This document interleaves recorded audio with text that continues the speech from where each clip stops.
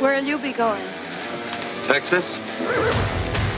Damn, son, where'd you find this? Go on, make it happen. And now here's Steve and Michelle. Welcome from the heart of Dripping Springs. We are your hosts, Michelle Lewis and Steve Mallet. Hey, Michelle, how's it going? Hello, Mr. Mallet. Have your nubbies thawed out yet? My nubbies? You freeze your nubbies off? I did. I froze my nubbies off. I just kind of stayed by the fire, snuggled up with the puppies. I did go out yesterday, but I think Dripping Springs fared pretty well. I think we did.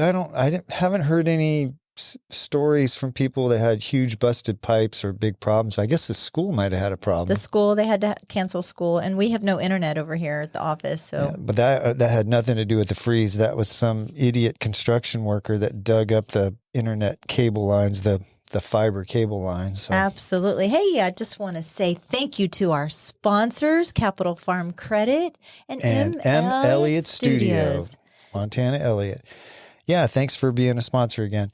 I wanted to do a little quick story about the weather that we had. Every time we have weather here, people go, "Oh my God, climate change! The world's changing. It's as bad now. It's never been this bad. We're all gonna die." Blah blah blah blah blah. And I wanted to do a quick story on the heaviest snowfalls in Austin history. Okay. So the last one we had, February 2021, we had just over 6 inches of snow in Austin. So that's a lot. And remember, everybody was saying, "Oh my God, Texas is changing." The most snow we've ever had in Austin was from November of 1937. We had 12 inches of snow. Did you play in the snow when you were a kid then? Yeah. I was in college then. I was 1930. Okay. But January. Were you getting ready to head to war? These are 2 or 3 times where we had more snow than we had in 2021, which is everybody thought that was the end of the world. 1944 January, 1949 January, February 2021 was the big one we had, but we also had equal amounts to 2021 in 1966. So. God, the climate is changing. Can you imagine in the 30s, though, like being that cold and you don't have in November 1937, yeah, I bet that was rough, yeah. A lot rougher than now. We were all snuggled in our houses, with the heat on 76 degrees. And How would you know what was going on because you didn't have Dripping Springs neighbors? Which, by the way, somehow I either unfriended the page or I got kicked off, but it's okay. Maybe a little bit of both. It was only for 6 hours, and then they put me back on. But yeah. But yeah, I think overall we fared pretty well for this. So I think we're releasing, so it's been a week since it's happened. Yeah. But apparently tomorrow the high is supposed to be 70. So welcome to Texas. Is it really? Uh-huh. Oh, well, that'll be nice. Hopefully, because it's still freezing outside right now, hopefully when it finally does thaw completely, there isn't water spewing out of people's walls from their hose bibs that are busted. It's going to be 70 on Wednesday, but then Thursday we have another cold front hitting. And then next week we got rain. Oh, I know. Which is when this comes out, I think it's going to be dumping. Ooh, we need some rain. Yeah. Get the rain. So you were talking about construction and somebody hitting our fiber line. Cable line, yeah. So apparently last night, it was supposed to be in person, but because of the weather, they did it only virtual. But TXDot had their big meeting for the developments for the expansion of 1826 to 12. And I'm going to give you just some of the highlights. They have all of the schematics and stuff on TXDot's website, and I can kind of, if anybody wants those, I can put a link up. But here's some of the highlights. All of the businesses on the north side of 290 near the Austin Java place, gone. 5 buildings, gone. Austin Java. Oh, really? Yeah. So what else is there? It used to be the Skull and Cake Bones, Austin Java. There's a little office building there. It wasn't, let's be honest. The old Drip, it was an Austin Java. It was Chinese/Mexican food with a parrot inside of it. It was a veterinarian before that. Well, maybe that's Actually, where I got to tell a story. Randy Lingo, it was a veterinarian where Austin Java was a veterinarian for, 10 years. And then they made it that Chinese place, which was pretty good. And Randy Lingo came and he goes, I can't eat Chinese food at a place where I had to take my dog to put it down. Oh, but I mean, There's a story for you. it's good beef and broccoli then. Yeah. Sawyer Ranch. This one surprised me. Valero and the car wash gone. Proposed to be gone. Really? Yeah. 4 pad sites at That's all pretty new. It is all pretty new. Across from speaking about pretty new, across from Belterra Village. The 4 new pad sites, the 2 brand new which includes Chipotle. Chipotle, yeah. Gone. P. Terry's, Popeyes, HTO, Chipotle, Panda Express. Are you 100% sure? This is big news, Michelle. Gone. This is all proposed. The north side, all north side Cedar Valley businesses, including the new 7-Eleven. North side, okay. Gone. The retail where Stoney's Pizza is. I don't know if you've eaten at Stoney's Pizza yet, but it was pretty good. And there's that self-storage back behind there. Yeah. I can't remember if that's where Dr. Delverado is. Is she there? Or she's over where Delverado, Summerman. she's in that Baylor's same Cotton White. center, yeah. Our favorite doctor. We're Yeah. going to give her a shout out to her. Gone. Really? Gone. 13 houses, 82 businesses, and 1 church. No, not Sunset Canyon, and not the First not the Baptist Baptist Church downtown Dripping. Yeah, gone. But this is all proposed. Yeah. But they're going to start construction 2025. But this is all proposed for 10 years. I just don't understand how you buy into these franchises and knowing, I guess, look, when I worked with Chick-fil-A, every 10 years they would do a full revamp of every store. So maybe they figure that they're going to recoup their investment before all of this starts. I don't know. Or they get bought out. I don't know. I don't know exactly how that works out. Maybe they either. do get bought out, but this plan could all completely change. Totally and my change. understanding is they may start construction on certain parts of this, but they don't have the funding for the whole thing. No. So all of this, that even if the plan comes together and some of those businesses are gone, it may change, or it may take 20 years for that to happen. Remember how long has it been since they started working on the William Cannon 71 since I lived 290 here. interchange? Yeah, I know. It's been 20 years. Literally 20 years. 30 years. 30 years. 30 So, years, I yeah. mean, before we see these changes, I might be dead and buried. They say that it should take about 10 years, and that's from 1826 all the way to 281. Okay. And so if you understand just the enormity of all of the businesses and construction and chaos it's going to happen. But look, I've said this before. Don't complain about traffic and then stop progress. Yeah, without a doubt. So I guess this section here is going to stop at Sportsplex. So in the future, they will do from Sportsplex out to 281. But this is what they're taking comments on right now. It's just from Oak Hill to the Sportsplex all the way through Dripping Springs. So yeah, interesting. That's very interesting. Yeah, I have to give you an apology. Again. Are we doing alphabetically or numerically? You pick. Steve, you know me.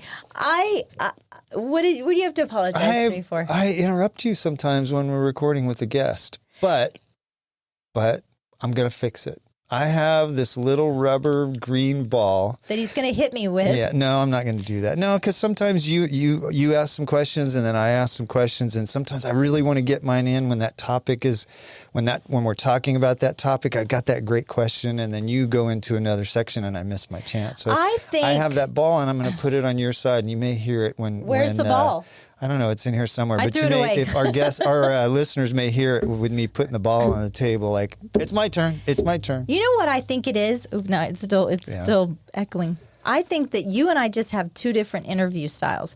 That's what makes it great. It is. I speak from the heart and from the cuff, mainly, right? And obviously I'm a little bit of a squirrel. We all know that. And you methodically write your questions down. And I do. But you're very much I'm a list taker also, but I feel like you feel like if you didn't get that question in that you wanted to that get, might be true. You don't get the answer. No, I have like today our guest Andy Higgins, who's coming on, who owns I Am Collaboration. I have 20 questions. I would say 5 of these are like I really want to ask those. So you have questions written down. I have ideas and thoughts that I want to. Isn't that great? That and I want to touch. It works. It does. I guess so. And I think also I kind of think more organically or squirrely. Squirrely. I think that's true. And also I base my questions based on emotion, and I kind of feel that whether I'm feeling it or the guest is feeling it, I kind of run with it. Yeah. And it's funny because we were talking at the end of last podcast and I was sitting there. When the guest is on, I intently look at the guest. Yep. And I literally block everything else out. And apparently you had been waving your arms like a banshee. I was over here like a traffic Taking a cop, question. like, hey, Michelle, I want to ask a question. So I don't see that. So I apologize also, but I don't see you in my peripheral vision. Yeah. I'm just really, you know what? Know that when the guest is on, I'm really paying attention to the guest. No, it's great. That makes you a great interviewer. But anyway, I apologize for stepping on you sometimes, and I'm going to try really hard not to, but pay attention to the green rubber ball. If you could find it, because I don't know It's what. somewhere here. I want to piggyback on your story about the Highway 290 construction and talk about the federal government has come out in their great wisdom and banned those humorous electronic message signs that you see on the freeway. Those are fun. I like those. The federal government hates fun, Michelle. True. So No fun for you. yeah, in an 1,100-page manual, how many freaking bureaucrats did it take to write an 1,100-page manual about humorous message signs? Oompa Loompas. Yeah, and within the next 2 years, all states have to ban those humorous messages. And I wrote down some of the ones that I thought were the most fun. And whenever people see these, it makes you think about. I think it's more informative than just wear your seatbelt. I pay more attention to those than the boring ones. Yeah, of course. Like turn around, don't drown.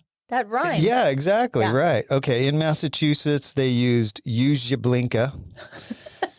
Visiting in-laws, slow down, get there late. Don't drive star-spangled hammered. Hocus pocus, drive with focus. For Christmas and Thanksgiving, we got driving basted is for turkeys. Don't be a Grinch, let them merge. Or Santa sees you when you're speeding. But I like those. Those are cute. I know, no. How about this? I'm just a sign asking drivers to use turn signals. It's crazy to me.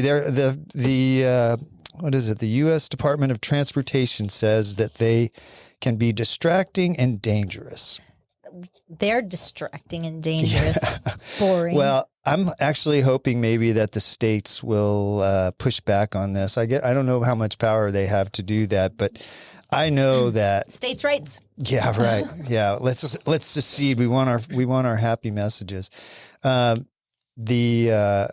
another one. Get your head out of your apps. Isn't that funny? I would remember that more than don't text and drive. I'm gonna steal that one. Get your head out of your apps. But speaking of head out of your apps, yeah. So you're the king of selfies. You're like the 6-year-old selfie Am I? king. Yeah, you pretty much are. Well, but I did not know that. Have you heard of the nose cover trend? No. Okay. So no, I've not heard of the nose cover trend. It's a Gen Z trend when they're taking pictures with their parents or their parents are taking pictures of them and they cover their face. They leave their eyes and their mouth uncovered. But is it sort of like a silent little protest or pretty much kind of making so. fun of your parents? Yeah, I guess so. But I think it's funny to me that they do this. And the reason why they're doing this is to protect their privacy, which this makes me laugh and roll on the floor. Protect their privacy because this comes from the generation that has 300 TikToks, 5 million selfies with their tongue out. But they don't like they're that. Posting when they're drunk. Well, they don't like that their parents post these pictures that are unfiltered and unedited. Oh my gosh. So it's ridiculous. But the other side, the ugly side of it is because these teens now are so technologically savvy, which is kind of funny. We have Andy Higgins on here. We're going to talk about teen safety on the internet and stuff. But other teens will seek out these pictures to bully them. Oh my gosh. But I can tell you, excuse me, I have a personal experience with this because Kendall has called me before and she's like, Mom, take that picture off back from 2014. No This way. was back when she was first started dating her now husband. And I guess they were stalking my Facebook page and they were going back and posting looking at pictures that I had posted of her, and she didn't like some picture I posted when she was 13 or 11 or something. Those are just snapshots in time, though. That doesn't You have know what? anything to do with today. When you're in your 40s or 50s or whatever, everybody has an awkward adolescent stage. Now, granted, we didn't have I'm 60. I have those all the time. That's the awkward podcasting stage. But I mean, I understand on one hand the bullying is just crazy and the online stuff, but enjoy the moment and. And people that live in glass houses shouldn't throw stones. Because there's, everybody has a picture somewhere on the internet that you can make fun of them for. Everybody. I have more than most, but. Okay, here we have some homework, okay? I want you to go find the most awkward picture you have of yourself. You know what's funny, though, Michelle? I actually post pictures of me that I'm embarrassed about because I think that's funny. I have pictures of me with my afro in high school, all looking all nerded and geeked out. And I mean, that's just. Okay, I want you to find one, and then I can think of the one that you are embarrassed by? One that I hated. I think I was like 7th grade. I could probably give you a list. I probably have at least a dozen. I wish that one wasn't there, but I don't care. My hair is blonde and boofy, and it was boofy. I don't know if I had my braces yet, but before I had my braces, I wouldn't smile. So it was like, But yeah, we need to find, and we'll post it on our website or our podcast Okay. page. All right. I'll have to look that up. Okay. I don't know. I'll have to maybe take some polls for the worst one because I have a bunch. Oh, I do too. Yeah. Our mutual friend, Mike, I won't tell you his last name. He's kind of a private guy, but he actually I went out to dinner with him and his wife last week, and we were talking about something, squatters in Texas and across the country, but also kind of a side note, I no junk January for me. Well, I've been trying not to have, because I'm running a marathon the first week of February. I'm trying to slim down to my absolute racing weight. So I've tried not to eat sweets for, you're making that face. What is your racing the lighter weight? you are, the faster you'll run a marathon. It's just, if I weigh 3 pounds less, that's 3 pounds less I got to carry for 4 hours. Therefore, be heavier and you don't have to run. Okay, that's continue true. your That's story. true. So anyway, we go out to dinner and Mike's got this little present for me, and he pulls out a 1 pound bag of M&Ms and says, "I want you to break your New Year's resolution." So I had to sit there in front of Mike and his wife, who's one of the sweetest people in the world, and eat one M&M, which I didn't do very well. I had about 10. Did you start to shake? You get the shake? I did, yes. I'm like a crack addict. But so we were at dinner and we were talking about squatters, and I hadn't really heard much about it. But Mike said it's all over the news. He's been seeing stories about people squatting in homes, and I guess because of the homeless crisis that we have in this problem that's being perpetuated in certain cities. We talked about it, though, because we have in our DSE, there was a discussion about that, because I guess she had some homeowners that wanted to put a no trespassing sign up. Yep. Right? Well, that is one of the things you can do. So here's the definition of a squatter. Because signs work. Signs work, yeah. A squatter is someone who occupies an abandoned, unoccupied, or foreclosed building or area of land without the lawful permission of the owner. The person does not rent or own the property. Despite this, squatting in the United States is quite common. So it's not called trespassing anymore. It's called squatting. Here's the next part. Okay. Squatting isn't necessarily trespassing. Trespassing is a criminal offense, while squatting is usually a civil matter. Bullshit. I mean, did I say that, Alan? So what happens is these people, house is empty, house is vacant. A lot of houses on MLS are shown vacant. These people go in, they break into the house, they change the locks, they write up a fake lease agreement. And then when you find out that somebody's living in your house, you call the police, call the local authorities. They go over there. That person answers the door, says, "I have a key. Here's my lease." You know that lease is fake, but the police officer does not know that lease is fake. And he doesn't have the jurisdiction to say, "You know what, this lease is fake." So then it becomes a civil matter. That's so fuzzy because it's trespassing. They're in your Not property. if these people know what they're doing. Apparently, there was a woman if the story's right, she did this in a bunch of different states, and they recently found her dead. I'll have to verify that, but I'm just saying. I know. Karma is a dish Yeah, served. but as the homeless problem gets worse and worse, these people, they're looking for these opportunities, and they know what they're doing. And squatters do have rights. There are actually instances where somebody can, it's called squatting, but they believe they have the legal right to be on that property. Maybe they signed a lease with somebody, and it turns out that person isn't really the homeowner. But so there are situations. So what about in Texas? Does each state have different? Each state squatting? has different things. So the things you can do to prevent somebody squatting on your property. I know what I can do.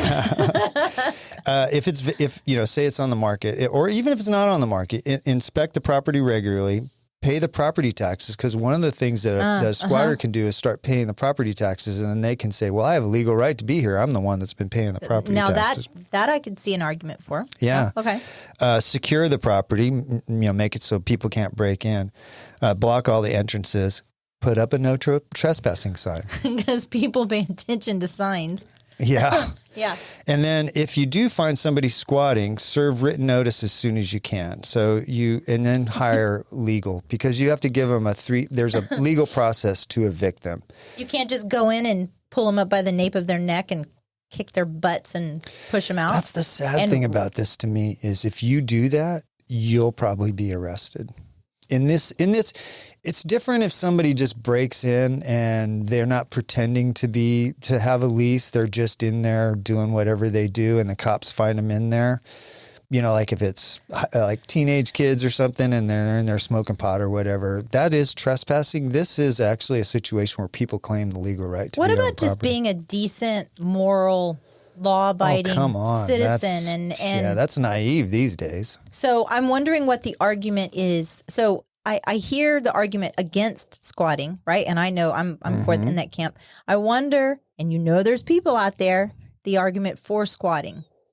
Like, why do they feel like they have a legal right? Taking devil's advocate, if you look at how some of these people in these falling apart cities have reacted, the people that are homeless, that are living in the tents and ruining the cities, should have more rights than the people that pay the taxes and follow all the rules. So, and what they would say is, well, that person, it's 20 degrees outside. That person has to sleep in a tent, and this house is vacant. Of course they should be able to stay there, because they don't believe in private property rights. But they're going through all the trouble of getting a lease, changing the locks. They're not getting a lease. Well, no. They are making up a lease. They're obviously going to Quitco or wherever you go. Yeah, that's right.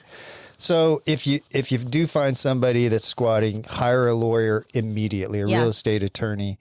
If you have a property, Steve, though, that it's vacant, what do you recommend doing aside from that? I would put up cameras. Okay. And if something happens with the cameras, then maybe somebody's there has knocked them down. Yeah. Check those cameras like daily. And if you don't have cameras, drive by there every couple of days, because you want to catch this early. As soon as they've established that they're there, it's like if you don't catch it for 2 or 3 months, you may have a really hard time getting them out. That's interesting. Yeah. So file a 3-day notice to vacate, get a writ of possession, and that's when the sheriff can move them out. But this is a national issue, and it's going to get national issue. It's going to get worse as cities promote homelessness the way they have. I mean, if you look at how much money we've spent on the homeless crisis in this country, and what's happening with the numbers are skyrocketing. It's almost like every dollar we spend increases the homeless problem. So, and you were asking about, kind of the other side of things. These people, it never even dawns on them that this homeless crisis is getting worse because of the way that they're approaching it. But that's what's happening. Or because of the immigration policies that are going on right now in the United States. Well, that's common sense. there. But there's some great real estate attorneys here in the local area. So if you do find that somebody has squatted on your property, do bear shit in the woods. But you make sure you get an attorney right away. So, and I'm going to be kind of paying attention to this as we go on, because this is kind of an interesting story. I don't know if it's happened here locally, but you bring up the comment about cameras, but from a real estate point of view, we always tell people not to have cameras inside of the house. So it's a vacant house. If the house is vacant, I would. I would. I mean, it's different. we say that because there is, what's the word? It's something about an expectation of privacy. Yeah. So if you're outside somebody's house, you don't have any expectation of privacy. If even say I'm showing a house, if the person goes into the bathroom, they have even though it's not their house, they have an expectation of privacy. If you're filming them in there, I think that's against the law. I think it's against the law. Well, yeah. So, I mean, you can film, you can put a camera up in your own house, but if you're filming somebody when they're in your property, because at that point, like if we're showing we actually do have permission to be there. That's a really interesting take though on it. And I guess Austin, we're beginning to have issues here in Austin. I haven't heard, I looked for instances of it. I haven't found any yet, but I'm sure it's starting to happen. Okay. Yeah. And maybe it's a property that's not in great condition. It isn't going to make the local news because the homeowner or the tenant landlord's not going to make that big of a deal out of it. And they'll just hire him and get him out. But I did read a story out of Florida where this guy had to spend tens of thousands of dollars not only to get the squatter out, but to renovate the property back so that he could sell it. How awful! Then I hope you can go after that person. Well, that person civilly. has nothing. That person has nothing. So, yeah, good luck with that. So, well, let's take a little break and get Andy Higgins in here from IM Collaboration. So he's going to talk about, I think, other ways that people are being scammed besides squatting. Proudly sponsored by... At Capital Farm Credit, they understand that owning land is more than just a transaction. It's a legacy, a future, and a place to call your own. For generations, Capital Farm Credit has been the trusted lending partner for land loans, farmers, ranchers, and rural dreamers just like you. Their personalized loan solutions cater to your unique needs, making the journey to land ownership smoother than ever. Capital Farm Credit, your land, your legacy. Visit CapitalFarmCredit.com or Mark Rutledge at 512-892-4425. Capital Farm Credit, an equal credit housing lender. Interior design should be an investment in your life and home. Let M. Elliott Studio transform your space, where interior design meets excellence in Central Texas. Beyond just selecting colors and furnishings, team principal and owner, Montana Elliott, is a trained and licensed interior designer. With her knowledge of architectural principles, building codes, space planning, and design theory, her team will work with you to understand your needs and lifestyle. From concept to completion, M. Elliott Studio is committed to enhancing your space with a timeless and classic style. Ready to redefine your space? melliottstudio.com, 512-781-0224. This portion of the show is brought to you by the Mallet Integrity Team of real estate professionals. They are based in Dripping Springs and bring you over 45 years of combined experience helping people reach their hill country real estate dreams. When you want the best in town, call them at 512-829-2062 or look them up at malletintegrityteam.com. And now, here's Steve and Michelle. Is it a little princess? And we're back with Andy Higgins of IM Collaboration, Cybersecurity, and Managed IT Services. Welcome to the show, Andy. Well, it's nice to be here. Thank you. Tell us how you ended up in Dripping Springs, born and raised in England, right? Yes. And Northern England, yes. I have to differentiate there because Northern England is better than South England. Oh, okay. All Why, right. Did why not is that? know that. Why is Well, that? just for the same reason as Texas is better than Yankee Land. Well, we definitely are. Yeah. Duh. Right. I didn't know there was a question on that one. And your journey was not from Northern England directly to Texas. It was kind of circuitous and around. Yeah. What was that journey like? The shortened version of that is really, I worked in Northern England, in Manchester, where I was born. Manchester. Yes, for about a couple of years. Don't do that again. Manchester. Don't do that. And then I had to move down south to London because that's where you get paid a better wage, but everything was more expensive. And so it took about 2 years living in London to get disillusioned with the whole situation at the time. So I left. I backpacked in India for 3 months. Oh. And found myself. Oh, so to speak. And then I came back to England and I really did change a little bit in my brain. I applied for jobs that I didn't think I could get. And I got a wonderful job in Switzerland. not really qualified for it, but I really... Same. I'm not qualified for this either. It's okay. We're good. Yeah. But I got on really well with all the interviewers, and they said, they brought me over, and I had a wonderful time over there. I worked for a large telecommunications company in Switzerland called Ascom Hassler, and then I worked for the Swiss government for a couple of years. Oh, geez, wow. In the equivalent of the FTC. Okay. How very James Bond of you. Yeah. And I actually met the lady who was the secretary for the Swiss Secret Service. Wow. Because the Swiss, not only to get too political, as we talked about, but the Swiss are interesting because they have a they have federated states. It's a federated state country. And so they only have very, very few things at the federal level. So they don't tax federal level. They all tax at the state level or the canton level. And there's only a very few things that are done at the federal level in Switzerland. One is the army. Okay. And the Secret Service. And this lady... Not their healthcare. No. I thought it was... No, they do have a federalized type of system for the healthcare, like Britain does. Okay. But it's done slightly differently, and I think actually it's done better in Switzerland because there's choices and things involved. But again, not wanting to get too political. You talk about whatever you want. Yeah, that's interesting. Yeah. But it's... I mean, one of the things about Switzerland, because it's such a small country, is only 6 million people live there, and only 5 million Swiss. There's about 1 million foreigners who live there on permits. It's very easy to manage a country that's 6 million people. Yeah. So when you compare that to America, 350 That's smaller than Houston. Yeah, exactly. Yeah.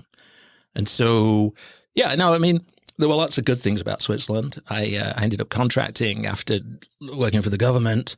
And I made quite a bit of money because they pay really well in Switzerland. Yeah. As a contractor, it's even better. And then my wife at the time, she was from San Antonio, which is why the Texas connection there. Wait. Where'd you meet her? I met her in Switzerland. Oh, so you met a Texan in Switzerland. A Texan dental hygienist, yes. That's Maybe the only one in Switzerland. Well, actually, no, because... It's funny, No. the Swiss have a lack, or back in the late 80s, they had a lack of certain professions in Switzerland. One of those was IT people. So you got a lot of Americans, Irish, English, German IT guys. Okay. Okay, because it tended to be mainly guys at the time. And then dental hygienists. They don't have any dental hygienist schools in Switzerland. Okay. But they have a lot of money and they want to spend money on things that are progressive, like dental hygiene. And so you have a whole bunch of American dental hygienists living in little villages in Switzerland. That sounds so bizarre. It is. It is. That Funny. sounds like a reality show. Yeah, it's it like does. dental hygienist. Swiss dental hygienist in action. And of course, they hook up with the IT guys because we all speak the same language. It's all the English expat type of thing over there. There's an English club and a thing called the Hash House Harriers, which is a running group. Right, yeah, I've heard of that. Yeah. There's various opportunities to meet, people who speak the same language. And so I spent some time in London when I was a kid, so I'm just curious, why did you not like London?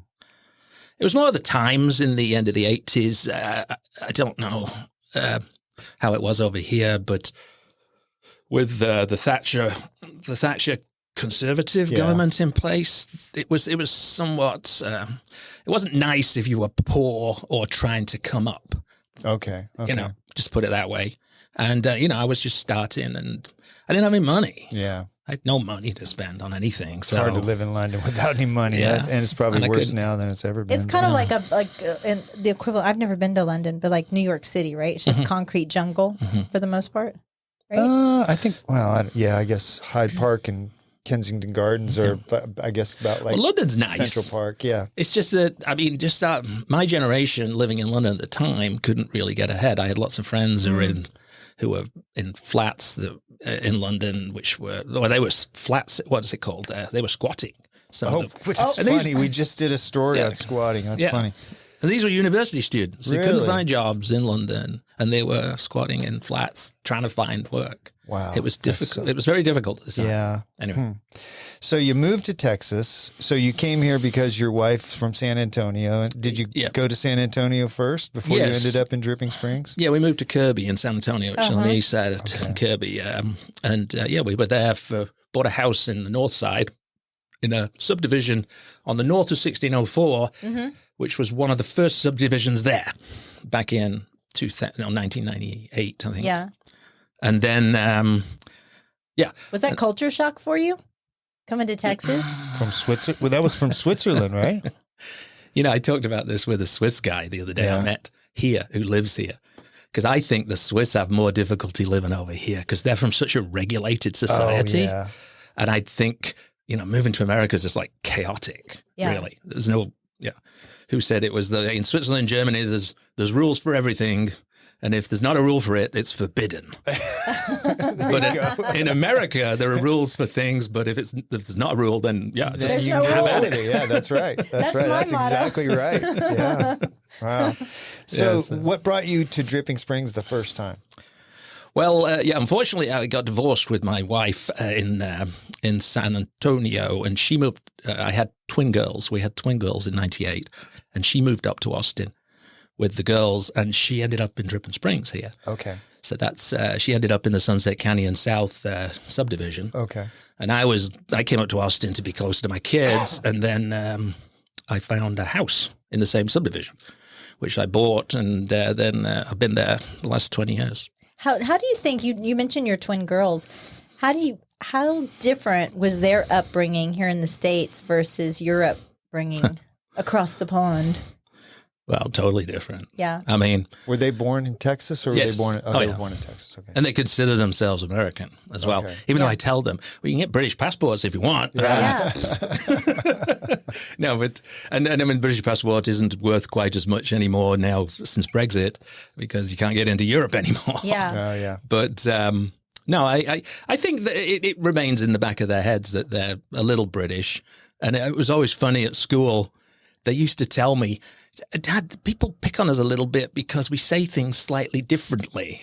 And it's because they listen to me sometimes. Oh, sure. And their phrases that they might use are not phrases that Americans use. Like tomato, Tomato.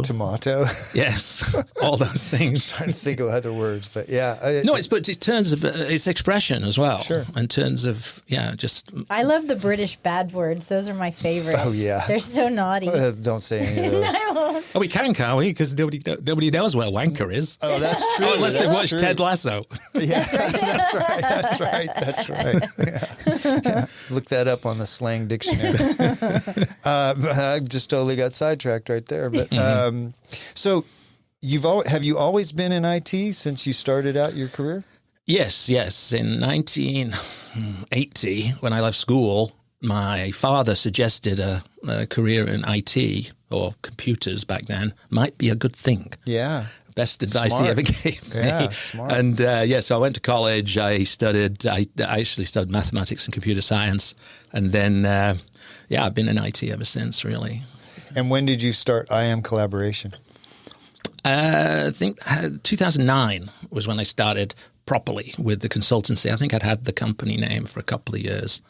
But and it's it's a weird name, but it's because the IM stands for instant messaging, and collaboration is what you can do nowadays with email, instant messaging, and all the other bits and pieces Like that come. Slack and things like Yeah, that? yeah. Slack is a good example. I worked with a product called Lotus Notes back in the 90s. yeah. Oh, yeah, I remember those. That was huge Right. collaboration. Nowadays, most people relate to the Google Workplace and Office 365 collaboration platforms. But there's a bunch of other ones out there. But we concentrate mainly on Office 365. Oh, you do? Okay. We do, yeah. And because it's Just real quick, the services you offer, give us a quick rundown on the things that you do for companies. okay. So everybody who has a Microsoft setup has a thing called a tenant, which is just it's just the stuff you have on Microsoft, right? Okay. And it's become increasingly more difficult to manage that from a security perspective, particularly, but also just adding new users and removing and understanding the licensing mechanisms of Microsoft and everybody else. So we manage all of that Okay. for clients. And you're doing that for companies, bigger companies, right? Well, yes. From my consultancy background, I have one large company that's out in Arizona that's about 1,500 users that I directly consult in on Office 365 and security. But they obviously have a big department that has all that IT, so I don't do day-to-day support. I have another company in Austin that's about 100 users. They have an IT guy on site, so I help there. Okay. This is more like a co-managed type of environment. But most of the time when I'm dealing with people here in DRIP or around Austin, it's companies from 1 to 30 users who tend to have no IT person directly, but they might have their brother's daughter or whoever who comes in and sets it up. Sure. That's not enough today for a small company because small companies, unfortunately, are directly targeted by hackers just like big companies today. Because they're looking for the ones that are most exposed because they don't have the system set up. That's what I was going to ask. The scary part is I am the building's IT. Really. That's pretty scary. That's why the internet is down right now, Andy. But you talked about the hackers. Yes. I've seen a lot of things in the news about companies getting these ransom notes and stuff like that. And they're kind of hijacking all of their information and everybody's personal information. Talk about that a little bit. Well, you're referring to ransomware, which is originally ransomware was when people broke in and they just locked all the files with an encryption and said, we got the key. You cannot possibly decrypt that because it would take you thousands of years. Yeah. And so we'll sell you the key back and you can get all your data back. But they don't tend to do that anymore. What they do is they hack in and they exfiltrate your data, i.e. they take it out without you even knowing because they're there. And then they've got it all and then they sell it to competitors or they go through it. And you don't even know it? No. You check, if you Google average dwell time, I think if you Googled that, you would see my IBM report on that, and they say how long a hacker is actually in your system before you even know it. Dwell time. There you go. When the attack begins and when it's detected. Oh, yeah. And it should say, how many days? It's 9 days to 5 days. Medium dwell time, for ransom attacks. And it's actually becoming higher and higher, that number, because what they do is they break in and you don't even know they're there. And I mean, I could tell you stories about people there's a small business here in Dripping Springs who was hacked in this way, didn't know, and lost a lot of money because some Nigerian hacker. Well, that's what I was going to ask you. Where are most of these attacks originating from? Is it when you say that, is that tongue in cheek or is it literally a Nigerian hacker? And how did those Nigerians get so smart? Is that where you're finding these? They're from these poorer countries? Yes. Yeah. I mean, I think they view it almost as fair game. Countries outside taking of the advantage US. of the rich people, the rich Americans or whatever. So an example of something that they would take. Let's just get it down to the very simple level. Yeah, let me get back to this. Well, I'm not going to say any names or anything, but somebody I spoke to in Dripping Springs a couple of years ago who had a Google mail account and just had a password on it, and it was easily guessable, or somebody brute force attacked his Google thing and just tried a bunch of different standard passwords and found it. And so they didn't steal anything at that time. They just read their email for days and days. And eventually they saw the one email from some guy said, hey, I'm glad you just did our work here at the house. I owe you $25,000. Where should I send the money? Oh. And the guy in Nigeria sent an email on behalf of this chap before he'd even read the email, presumably, and said, oh, put it in this bank account. And he did. And $25,000 gone. And that email looked, because he was in his email account, it didn't even just look like it was actually from his email account. Yeah. Wow, because he had a bad password on his Google email. Or your passwords are being sold on the black market. Well, yes. On the black web. I mean, that's another way they find the passwords. Dark web. Because people have a tendency to use the same username and password all over the place. Guilty. And so if one of those systems gets compromised, They can start guessing other they places. use the same password combo, and everywhere else. And Michelle just said it, the dark web. I was thinking about this. I wrote a question. It's like we hear that all on the news. And what is the dark web? it's where all the bad people. Well, yeah, I get it. But what is it like? Can you happen onto the dark web, or is it someplace that only certain types of people go? What is it exactly? It's an interesting concept. I think some servers supposedly on the dark web are reachable through the normal internet because they may not have names for the servers, but you can get to them via an IP address. Okay. However, it's quite timely this, because yesterday I was on a very interesting call that scared the bejesus out of me, because the guy was showing this alternate web, this Tor web, Tor web, and it's you've got to use a separate virtual machine or a separate machine to get to it, but you can connect up with normal the cable modem or whatever, but it's a totally separate network to the internet. Okay. And on this, there were websites where you could go and you could actually buy hackers to go do stuff for you. And they advertise things like, hey, I don't really want to tell people because, you could go, say you want to ruin somebody's reputation and put a bunch of stuff in their name. You can go hire somebody. You can hire a hacker that. to go do that for you. What? For $100 or something. It's not expensive. And these people out there will do stuff like that. And I don't even understand how you can regulate that or how the government can get on top of that. It's terrifying. Yeah, that's scary. I only just learned about it. But this type of thing we're going to see more. Yeah. So what does the average person do to avoid this kind of stuff? Just your average Joe that isn't running famous. Yeah, right. Isn't running a business. Yeah. What does the average person do? Or if somebody that is running a business, what do you do? Yeah, you need to protect your data. You need to protect your identity, which is the essence of your data, not username, password combo. So most banks and things do this thing called two-factor authentication, multi-factor authentication, which is a second factor. The first factor is the password. The second factor is a number sent to your phone. Right. There's a whole bunch of different ways of doing two or multi-factor authentication, which is even more than two factors. And that makes it more secure for your identity, right? And once your identity is secure, then you can access the data that you need to access and nobody else can because you've locked it down. Right. But that's not the half of it, because once you start sharing data in the collaborative sense of things, that's where it becomes really difficult. And I mean, they're struggling with that with AI right now, because once the AI goes out and looks at all the data out there, right? So we can protect a lot of that data with our identity, right? And we can protect it inside of Office 365. And Microsoft, again, somewhat timely, just released their thing called Copilot yesterday, generally, which is their AI that's built into Office.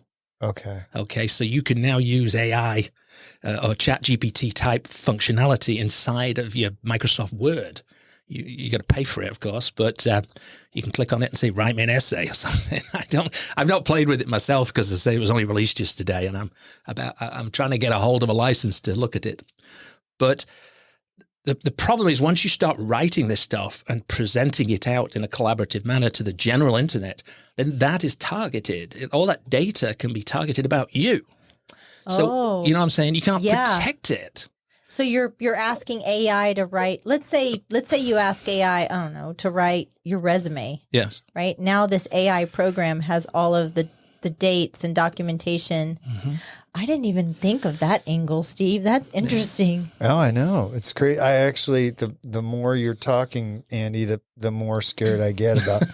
And is it as simple as changing your passwords on a regular basis, or what's? Well, that's a start, yes. Yeah. I mean, the 23andMe recent breach that just happened about a week or two ago, they actually blamed the users, funnily enough, by saying, well, nobody had good passwords. There was like 77,000 people who got breached to allow maybe 7 million accounts to be compromised because it was shared data about people's genetics, because people want to do that because they want to know who they're related in to. one door, and Yes. that opened up all the other doors that were there with people that were connected through their genealogy or whatever. Yeah, that's one of the crazy. things that I've been using more often that I find on my iPhone is the Google password. It fills it in and it does my face recognition. And you know, I wear glasses every now and then, or if my hair is off or whatever, and it says it's not recognized. But I'm wondering if the wave of the future is now AI is going to take someone's face, it's going to hack into it, and it's going to be able to hack it. It's very James Bond, isn't it? Yeah. You know, where you're your eye. It's true. I actually feel like with AI, we don't know what we don't know. That's such a new world for us. Like, I'll see stories that people are all concerned about that, and it's almost like I can't wrap my head around that. Why should I be concerned about AI, Andy? Well, I don't think there's anything to be concerned with about AI. It's generative AI, which actually shows up on that screen there. Yeah. Generative AI, I believe, is the term used to it thinking for itself. Okay. Ooh. That's the scary thing. When it decides to do away with mankind because we're just in the humans, way. we think for ourselves, right? Yeah. Yeah. And we can do what AI does today by reaching out to all the places on the internet and finding and collating information together. AI just does it a lot faster. Sure. So that's the benefit of AI today. Right. But once it starts making decisions based on whatever, I don't know how it would do that because I'm not that studied into it. But once that happens, that's somewhat dangerous. Well, I was reading an article and somebody saying, well, you shouldn't be worried about AI. If it gets out of control, we'll just unplug it. And somebody else said, well, then you don't understand what AI is because that's not how it works. No, it doesn't work that way. Yeah. No. Well, I just ask AI, how can it be stopped? And it says it can't. so I know all your passwords. I will say one thing about the Microsoft thing, and I don't tend to like plugging Microsoft or any large companies, but they've taken it slow almost. They've come to they're basically offering the ChatGPT experience inside of Microsoft, but they are sort of promising that the data itself is contained within your tenant, which is your Microsoft tenant, and as long as you don't let anybody access that, you should be okay. However, if you start sharing it outside, once it gets outside, that data is fair game, right? So, but I think everybody that makes nowadays, sense to me. we all live on our phones, right? So, like for the most part, yeah, I have an office, I have a desktop, I have a laptop, but most of my data sharing, my data grabbing is off of my phone. Whether I'm searching websites, whether I'm on he's going to look at me, whether I'm on TikTok, whether I'm on Instagram, whatever it is, right? But I've tried to avoid TikTok at all costs. yeah, because he's on Reels, which is TikTok's on Reels, which he One sin at a time, Michelle. One sin at a time. But that's where kind of I'm like, my data's everywhere. My data's out there. Yeah. Okay, so it's like I don't know how. I have been hearing that a lot, Andy. People saying that exact thing, like, "Well, I'm going to order stuff from Temu because China's already got all my stuff already." It's sort of like hands up in the air. Are you seeing that? That people are like, "Well, why bother? They've got all my stuff." There is no regulation today, particularly in this country. In Europe, they got the GDPR, which is some little bit of regulation. I think California is trying to push something like those lines, and something that will come down eventually here. But yeah, I mean, really, you're responsible for your own data. So if you say, "Well, my data's not here," then I've lost it all or whatever. Then yes, that's the truth. Yeah. It's unfortunate. Yeah. I don't know what to do about that. There are ways to Protect post-actively protect yourself, but it takes an effort. Yeah. It's crazy. Well, you were talking about dwell time a little bit ago. How does the average person or how does a company know that they've been infected? What are the clues to that? They itch. There's a rash, and they itch tremendously. Well, yes, there is an itch, and it's normally detectable in the logs. You can Microsoft. So it's not obvious to somebody like me that doesn't know how to check the logs. There are buckets of logs out there on Office 365, on the Google Workplace, on any of these things. And I actually have a product that I employ for all my clients, and it checks the logs and looks for strange things happening. And you can. It's post the fact, i.e. something's going to happen in order for this to say, hey, something's happening. But what we do is when we see that, we just block and revoke sessions on the account that it's happening on, which stops the person who's broken into the account doing it anymore. So that stops it getting worse, but that doesn't fix, if they stole all that data, it doesn't fix that. It does it, because it's based on the log, it does it within 15 minutes. Oh, okay. Of the log, so the first log. This program actually it's not you looking at the log identifying, this program identifies that there was a breach. Okay. You know, that reminds me when I first started working back in the early 90s at Motorola, there was like this, it was, you know, obviously the internet wasn't crazy, not texting or even email was a little bit sketchy. No cell phone. Yeah. Well, cell phones, but cell phones, not they were brick. Cell they were. phones. I worked at Motorola, so we had brick cell phones, and so they sent out this notice that said whoever, I can't remember how they worded it, but basically somebody was hogging all the data because they were watching movies, and it was this guy and I in the cubicle next, and we were like, "Are you going to tell on me?" He's like, "No, I'm not going to tell on you either."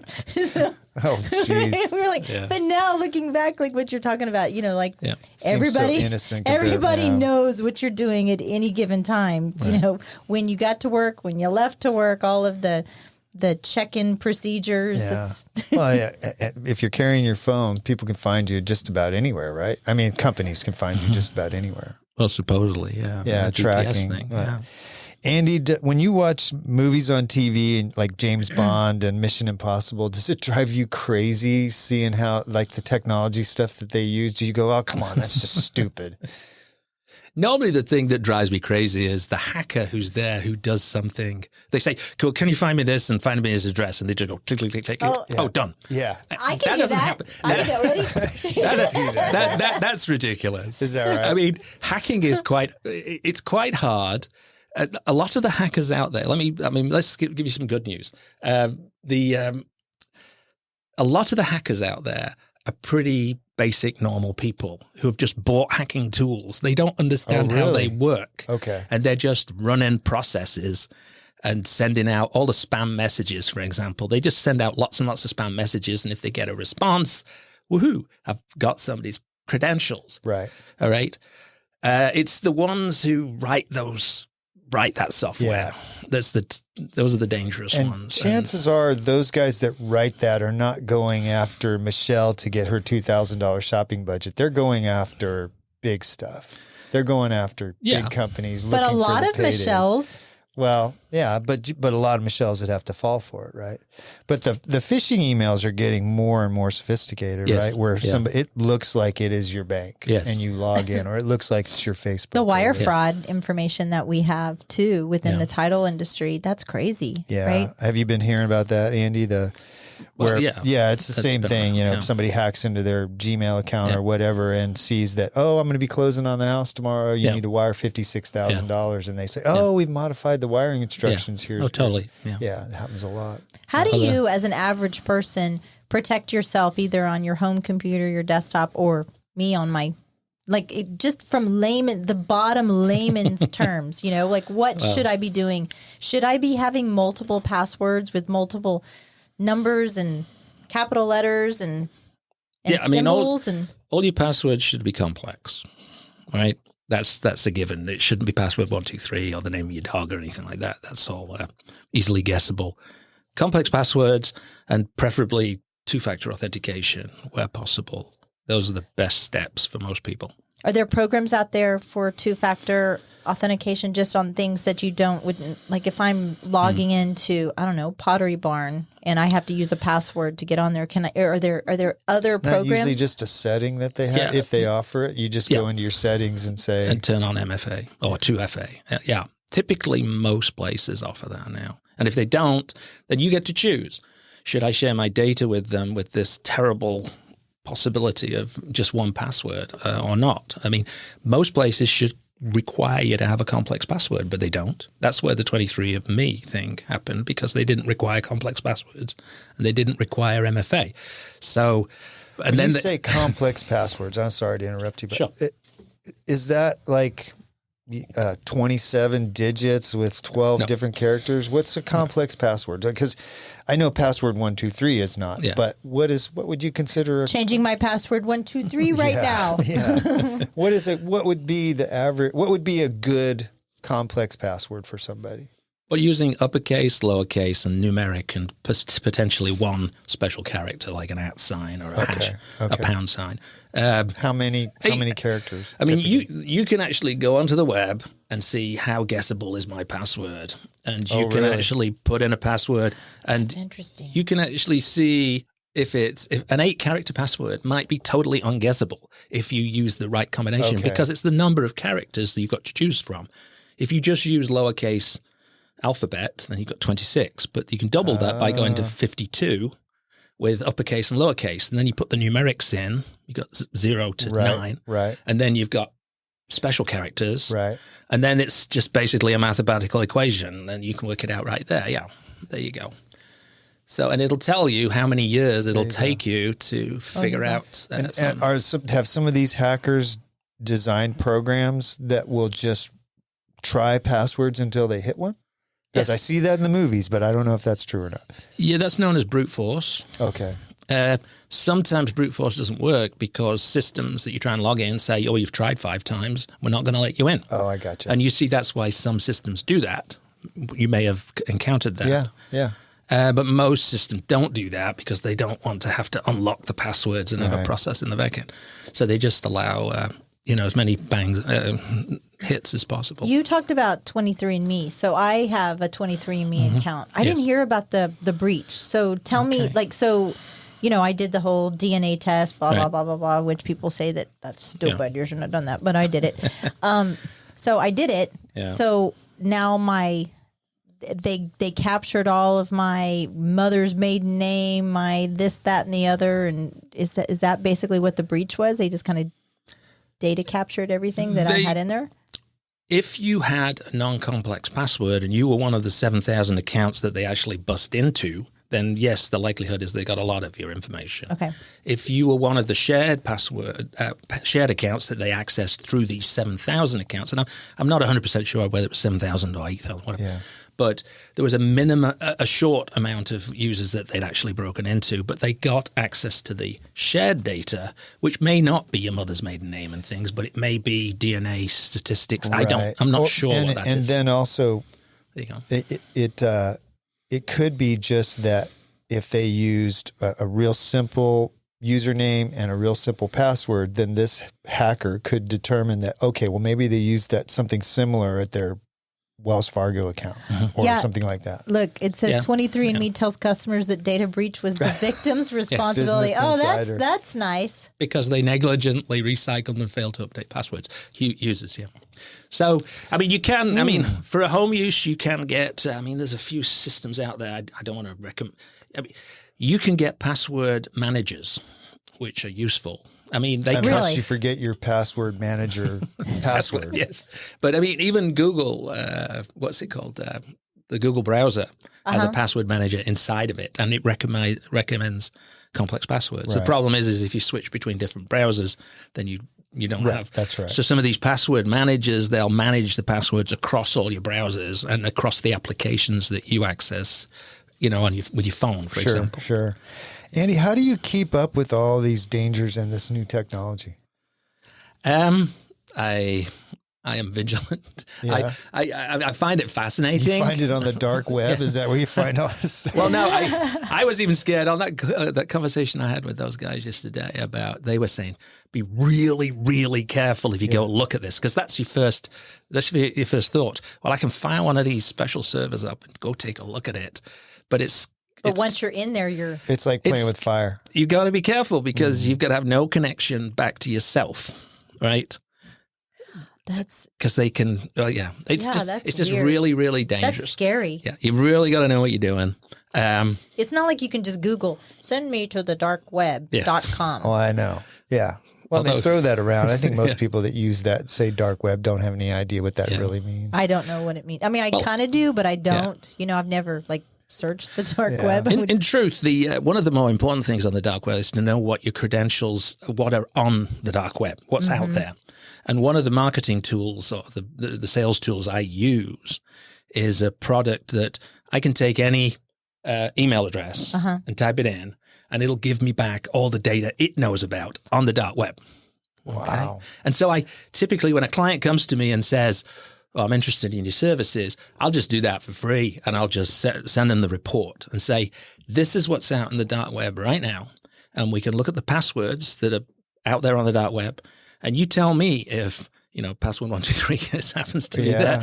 Are you using that actively today?" Wow. In any of your accounts. That's an eye-opening thing. Yes. That's scary. Totally. It's like somebody digging through your underwear drawer. Yeah. Are you wearing these holy underwear? That's actually scaring the hell out of me. Yeah. You think about, you're talking about your reputation and your bank accounts and all these things that they could just, if they get in there, they can just ruin you. Yes. Financially, reputationally, a number of ways. If you wanted to just start from zero, like today, I wanted to change my ways.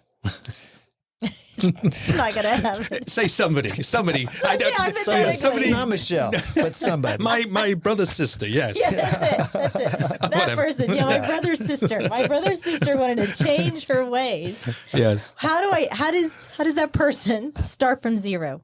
You've got the laptops, you've got the desktop, you just like start changing all of your passwords, and every device has to have something different. Every account, that's probably where the password manager comes in, right? Yeah. I mean, it's tough. There is places where you can go in the caches on these machines where they hide these usernames and passwords on your own machine. You could go and see all the data you've got in there, and then you know all the ones you've connected to. And then you can go on each account and make sure it's turned on with MFA and as a decent I'm pretty password. good at reading people, and he basically said, "You're screwed." I think that's exactly right, Michelle. I was trying. Yeah, it's a lot of work. It's a lot of you work. lost her at "You Can Go." And she's like, I'm not doing that. That's exactly right. Just turn on complex passwords. I think it said up there on a page back. It was like a complex password says 10 characters or more. And I think that's probably a little of an overkill. But if you've got a complex password, right? I think it's the third bit there. It uses more than 10 characters, letters, numbers, and symbols. It includes no obvious personal information or common words. And then use a password manager to remember it. And a password manager does not mean a notepad text file with them all written in there, okay? Stop looking at me. Actually, I'm looking at you, but I do it too. Or a sticky, right? A smart sticky note on your computer. I see that all the time. Did you know? Remember that Hawaii hack? The hack in Hawaii, where they had the first, the nuclear bomb warnings. I do remember that. You know why they traced that to? A sticky note on somebody's computer? Exactly. The IT guy, there was an IT guy who had his picture on Facebook, and behind him was his computer, and there was a sticky note on the computer that had his password on it. Password to the nuclear codes. Password to the early warning system. Yeah, I know. And my goodness. And that's how they got on it. They fired it up. Let's scare the bejesus out of everybody. That didn't take a genius hacker to do that one, though. No, exactly. Yeah. But, and that's often the case.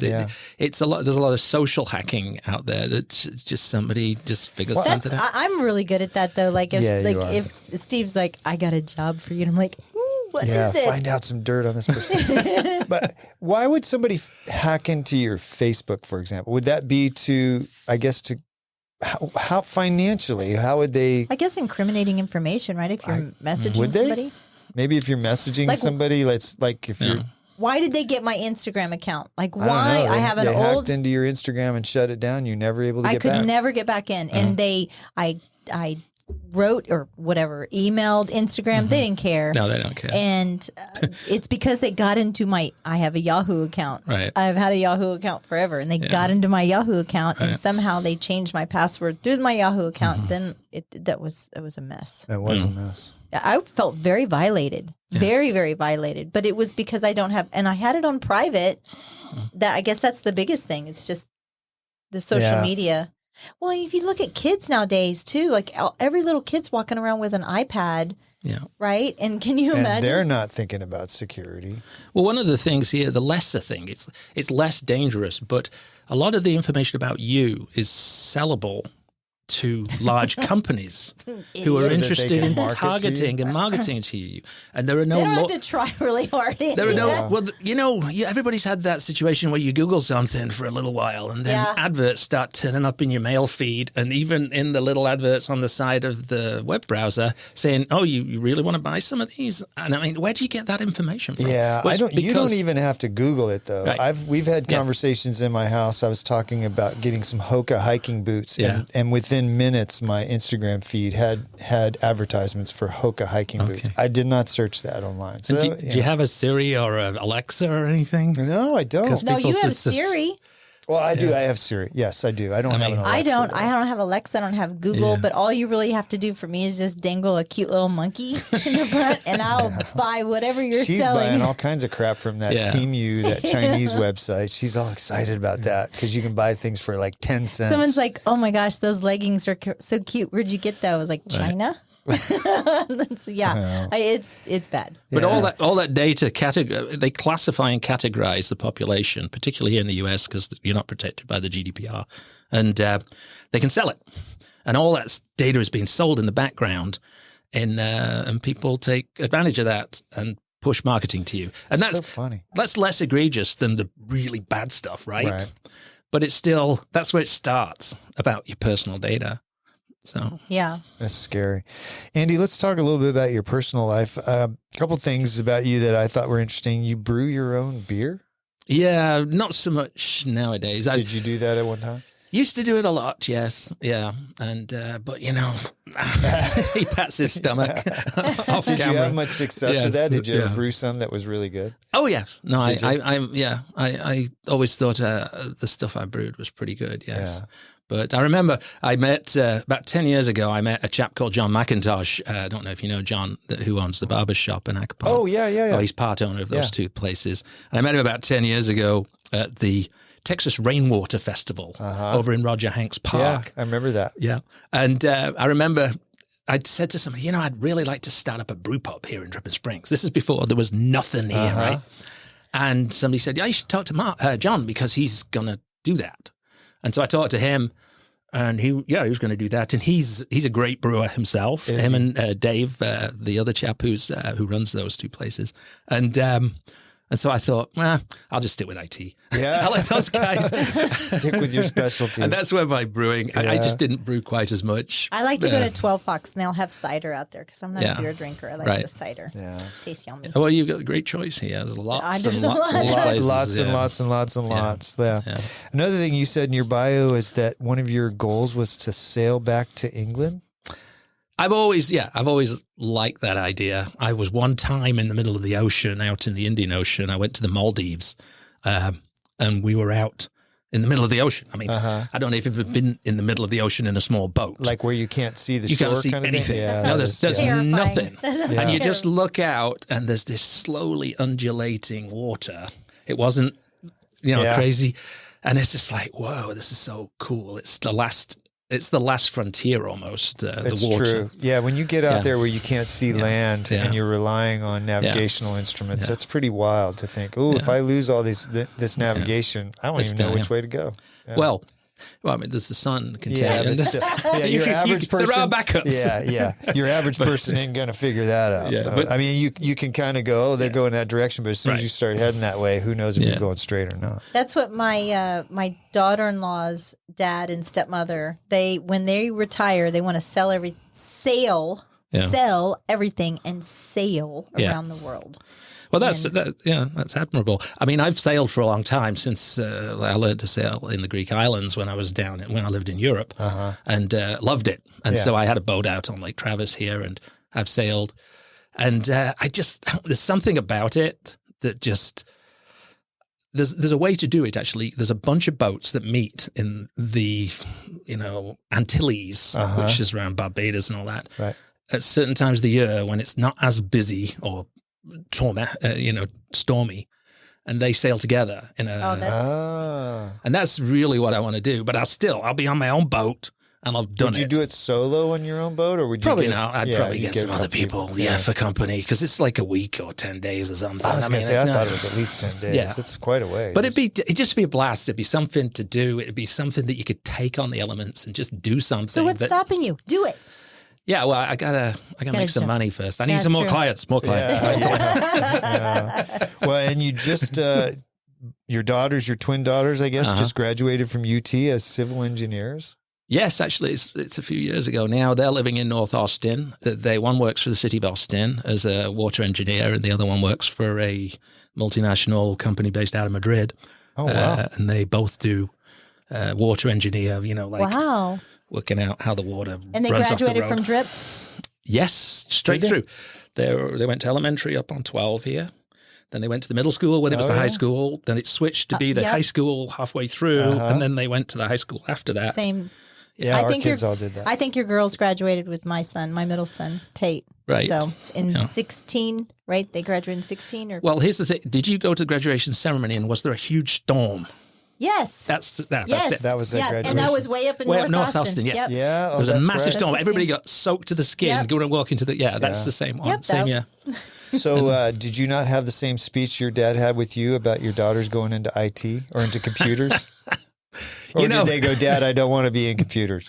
I feel bad about that because I think they tried the computer class at Dripping High here, and it really didn't resonate with them. And I'll leave it at that. Yeah. And I didn't really help them enough, perhaps. I don't know. You look back on your failings as a parent, yeah, I know we and all hopefully you did as well as you could. I think we all did as well as we Well, could. my Yes, son absolutely. took the computer class and then he hacked into the Dripping Springs ISD That's right. website. He did. He did. Didn't he change a grade or something? Didn't he do something? He changed. He said, "Stop moving to Dripping Springs on the Dripping Springs ISD." This was back in 14, 15. Now he's trying to get into med school. He's in med school Well, now. He yeah. got into med school. He's in the military right now. Well, So yeah. that Okay. almost stopped him from getting his We background need to check. edit that part out. No, it was pretty funny. Right. I one last question. Then you mentioned travel. Mhm. What's your most? And you obviously travel quite a bit. What's the most favorite place you've been? Well, I mean, truly, I think India was my favorite place just because I was there long enough. I've never been as chill as I've ever been in my life after living there for about a month. How old were you? About 26, Well, 27. that's why right there. Were you kind of disconnected from the world? Yes. At that point. I didn't speak to my parents. I spoke to my parents once by a telephone from Madras or Chennai one time, and that's it. Nothing else. They sent me letters to post restants, if you remember what those were, which are like post boxes that you could send to when people were going to be there, and you go pick up your post. That was it. Yeah, I mean, maybe that's why you like the idea of sailing across the Atlantic. You crave that being sort of disconnected from the world for a while. well, I think it's good. Yeah, I think it is. I think we all need to do that. I mean, we need I to think about that all the time. We do need to connect up because we live in a connected world. And it gets more and more connected every year, every Yeah. But we also need to disconnect sometimes because it's overwhelming, It is. especially now I'm all worried about my passwords. Yes, yes. So, Andy, this has been fun, but how can people find out more about you and get connected with you? Well, www.imcollaboration.com. Reach out to you. And You if can they're call not us there. sure that you can help them with the services, they can just call and ask and see if it's something totally. that you do. Yeah. Totally. I mean, just call me. And we help out with people. I'm happy to give to speak. I mean, I'm trying to arrange to speak at one of the older citizens areas in Ledgestone. I want to sort of explain things to people what to that's do great. and what not Oh, to do. that would be wonderful. Some of that. Well, I'll I know bet you that age demographic is probably more susceptible than just about any other to security problems. I know it works because when I was trying to get a hold of you for the podcast, your gatekeeper over there, he was like, so That what do gate you was want? shut. Yeah, it was shut. For sure. Yeah. But we are so thrilled to have you on here. I really Well, thank you. appreciate it. And Thank you. it's nice to get to know you. It's funny that you've been here all this time. Your kids graduated with our kids, and Right. that's the first time I've ever met you. And it's been really a lot of fun. Yes, likewise. Now, Nice thanks to for meet you coming too. on. All right. Thank you. Ready to turn your land dreams into reality? Look no further than Capital Farm Credit. Need a loan for your perfect piece of land? Capital Farm Credit is there for you. Their dedicated team will tailor a loan to fit your unique needs because your dreams are their priority. Capital Farm Credit, your land, your legacy. Visit capitalfarmcredit.com or Mark Rutledge at 512-892-4425. Capital Farm Credit. Together, we're better. Capital Farm Credit, an equal credit housing lender. Elevate your living experience with M. Elliott Studio, your trusted partner in interior design, registered and licensed by the state of Texas. You want your home to reflect your personal style and identity. Investing in a well-crafted design doesn't just beautify your home, it enriches your life. Team principal and owner, Montana Elliott, understands the profound impact of a thoughtfully designed space. From remodeling to full design, M. Elliott Studio is the first step to unlocking your style. Turn your aspirations into reality. Tailored to your taste and desires, M. Elliott Studio will work to create an environment that embraces your style with style. Your space, their expertise. melliotstudio.com 512-781-0224. This show has been brought to you in part by the real estate pros at the Mallet Integrity Team. When you're looking to buy or sell, you need them on your side. Why settle for less when you can have real estate done right? Give them a call at 512-829-2062 or get more info at malletintegrityteam.com. You know you like us, so go now to Apple Podcast or Spotify and leave us a review. Why don't ya? We love your feedback and comments. Email us at malletandmichelle@gmail.com. Thanks for putting up with us.